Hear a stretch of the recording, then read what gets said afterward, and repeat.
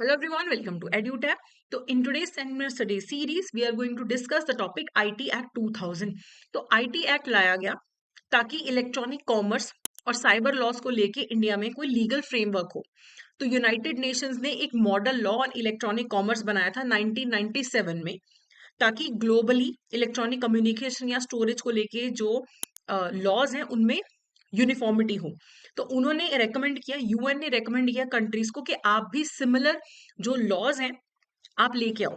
ठीक है, आप अपनी कंट्रीज में भी लॉज लेके आओ। तो इंडिया आईटी एक्ट लेके आया ताकि ई कॉमर्स के लिए लीगल इंफ्रास्ट्रक्चर हो इंडिया में, इलेक्ट्रॉनिक रिकॉर्ड्स हैं, डिजिटल सिग्नेचर्स हैं, उनको लीगल वैलिडिटी मिले जैसे पेपर रिकॉर्ड्स की होती है, गवर्नमेंट डॉक्यूमेंट्स का ई फाइलिंग हो सके। और काफी लॉज को अमेंड किया गया, आईपीसी एविडेंस एक्ट को अमेंड किया गया ताकि डिजिटल ट्रांजेक्शन्स को अकोमोडेट किया जा सके। तो ये एक्ट बोलता है कि इलेक्ट्रॉनिक जो कॉन्ट्रैक्ट्स हैं वो भी लीगली एनफोर्सेबल हैं अनलेस उनको एक्सप्लिसिटली स्टेट ना किया गया हो कि लीगल वैलिडिटी नहीं है इस टाइप के कॉन्ट्रैक्ट की।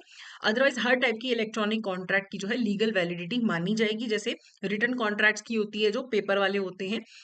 ये पूरे इंडिया पे अप्लाई होता है। और इवन अगर कोई ऑफेंस इंडिया के बाहर कमिट किया गया है जिसमें इंडियन इंटरेस्ट इन्वॉल्व है, तो वहां पे भी ये एक्ट एप्लीकेबल होगा। मल्टीपल टाइम्स इस एक्ट को अमेंड किया गया है ताकि जो cyber security, data protection, digital fraud जैसे जो अपकमिंग चैलेंजेस हैं उन्हें भी एड्रेस किया जा सके।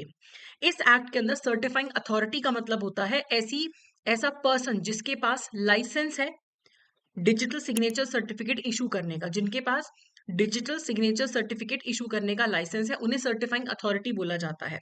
तो जो चैप्टर 3 है इस एक्ट का, वो इलेक्ट्रॉनिक गवर्नेंस की बात करता है और इलेक्ट्रॉनिक रिकॉर्ड्स को लीगल रिकॉग्निशन देता है, इलेक्ट्रॉनिक सिग्नेचर्स को लीगल रिकॉग्निशन देता है, government agencies, delivery of services in electronic form, इन सबको लीगल रिकॉग्निशन दिया गया है, इलेक्ट्रॉनिक रिफॉर्म्स की रिटेंशन को लीगल रिकॉग्निशन दिया गया है।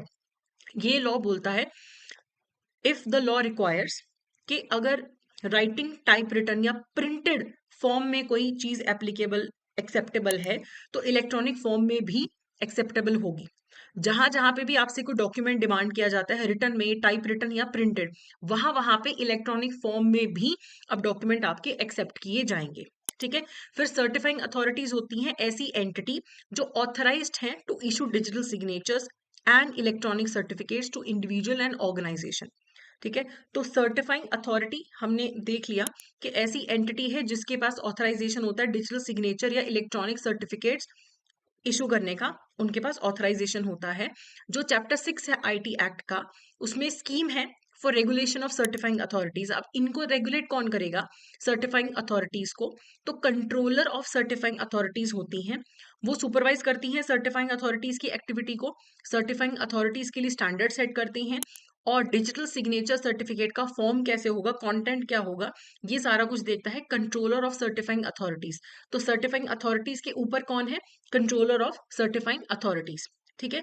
तो अगर कोई आपके रिसोर्सेज जो हैं, आईटी रिसोर्सेज हैं, उनका अनऑथराइज्ड एक्सेस लेता है या एक्शन लेता है तो उनपे पेनल्टीज लगती हैं। ठीक है। जैसे बिना परमिशन के कोई आपके नेटवर्क या कंप्यूटर का एक्सेस ले, डाउनलोड करे कॉपीज या डाटा एक्सट्रैक्ट करे बिना परमिशन के, वायरस डाले कंप्यूटर में, कंप्यूटर नेटवर्क या डाटा को कोई अगर डैमेज करने की कोशिश करता है, कंप्यूटर नेटवर्क को कोई डैमेज करने की कोशिश करता है, ऑथराइज्ड यूजर को एक्सेस डिनाई करता है, अनऑथराइज्ड एक्सेस लेने में आप किसी की मदद कर दो, तो ये सब चीजों पे पेनल्टी लगती है। इन्हें अनऑथराइज्ड एक्सेस माना जाता है।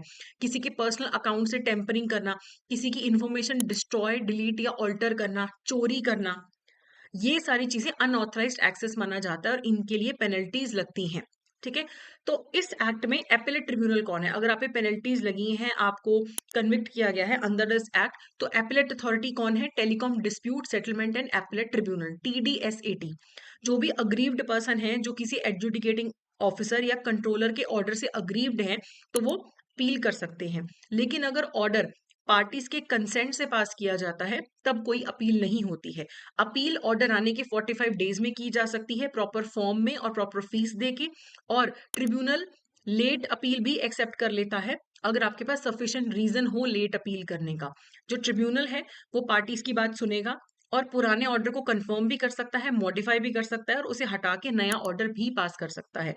अब ट्रिब्यूनल के पास जो भी अपील्स आती हैं उनका एम होता है कि 6 महीने में उसे रिजॉल्व कर दिया जाए।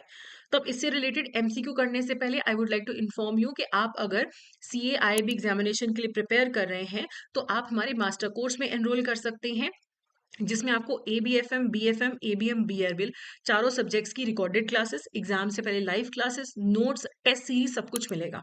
ओके, तो इस वीडियो के डिस्क्रिप्शन में आपको लिंक दिया गया है कोर्स का, उसके थ्रू आप कोर्स में एनरोल कर सकते हैं। अब क्वेश्चन देखते हैं। Under the IT act an electronic contract is only valid if printed और पेपर। ऐसा नहीं है कि प्रिंटेड ही होना चाहिए। Legally enforceable unless otherwise agreed, कि वो लीगली एनफोर्सेबल होता है अनटिल अनलेस के सेपरेटली बोला ना गया हो कि नहीं वैलिड है। Valid only for government agencies not recognized in India. तो बी जो है यहाँ पे करेक्ट आंसर है कि जो इलेक्ट्रॉनिक कॉन्ट्रैक्ट है वो भी IT एक्ट आने के बाद लीगली एनफोर्सेबल है। Which of the following appellate tribunal under the IT act, which one of the following is the appellate tribunal. कौन एपेलेट ट्रिब्यूनल है? TDSAT, cyber regulations appellate tribunal, security appellate tribunal, information technology tribunal. तो जो telecom dispute settlement and appellate tribunal है वो IT act के under वो ही appellate tribunal होता है। तो यहाँ पे करेक्ट आंसर क्या होगा? ए करेक्ट आंसर होगा। तो ये था हमारा आज का session. That's it for today. Thank you so much.